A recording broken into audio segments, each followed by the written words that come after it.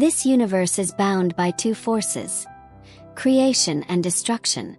These are not merely natural balances but the mechanisms of existence itself. Samu, an ordinary young man working in a medical facility, is unexpectedly thrust into a destiny far greater than he imagined. Samu pushed open a wooden door to enter the medical facility. The rhythmic sounds of medical equipment filled the air, and the scent of disinfectant touched his nose. Just another ordinary workday. He took a bite of a crispy duck spring roll, the flavor rich and comforting. "Is it break time already?" said Dr. Frey, a senior physician, raising an eyebrow. "Just a quick bite, really," Samu mumbled while chewing. Without warning, Dr. Frey grabbed his wrist and dragged him to the elevator. Moments later, they were in a car headed out of the facility, only to return via an underground entrance.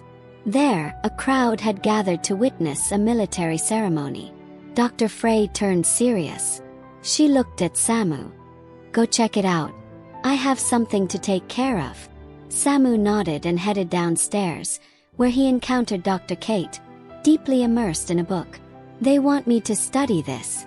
It's about diabetes meds, oral and injectable forms. Some say they expand cells by 75%. "That's insane," Samu retorted.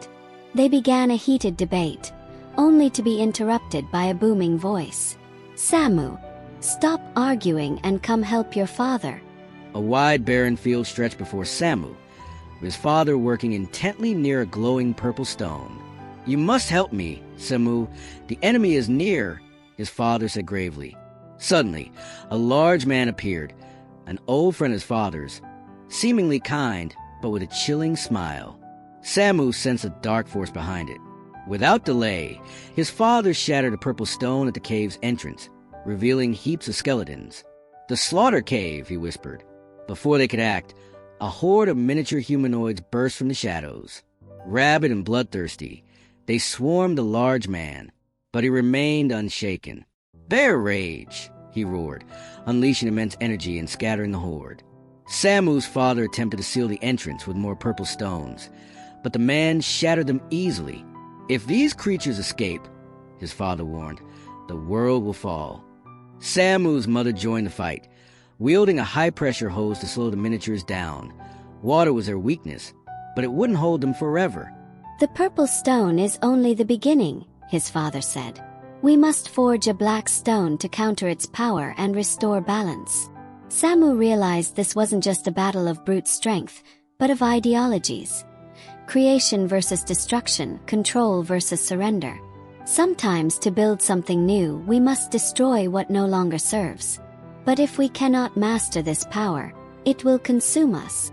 Staring at the slumbering man who once roared with bear-like power, Samu knew a decision awaited him: to become a creator or a destroyer. Samu awoke, standing at the roadside in what felt like a new world.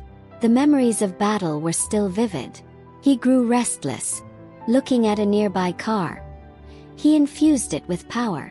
It sprang to life, leaping like a wild animal, ramming into other vehicles. Samu watched and chuckled softly. This might be his new power, the power of creation and destruction. But how would he choose to wield it? Power is a tool. Choice is the heart of humanity. There is nothing more pure than creation, and nothing more powerful than destruction. Sometimes the answer isn't in combat, but in finding the balance between opposing forces. This story can evolve into a larger narrative where Samu journeys to understand his powers and ultimately discovers his true path.